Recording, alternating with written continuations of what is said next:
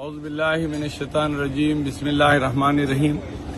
My deep condolences to all those families who have lost their loved ones in the tragic accident near Madinah Munawwara. These were Umrah passengers which were traveling to Madinah Munawwara, and the fire broke out in the bus, and I think almost 40 people have lost their lives. It's a rarest to rare situation in this part of the world, in Saudi Arabia, where the millions and millions of pilgrims come, and such incidents are very rare.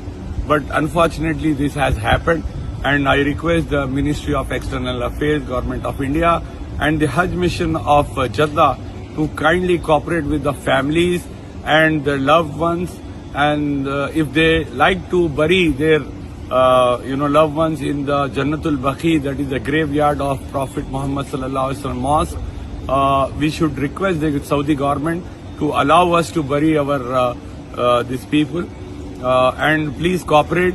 And once again I pray to God, pray to Allah subhanahu wa ta'ala, that may Allah grant them Jannatul Firdaus and the highest place in the heaven. Assalamu alaikum.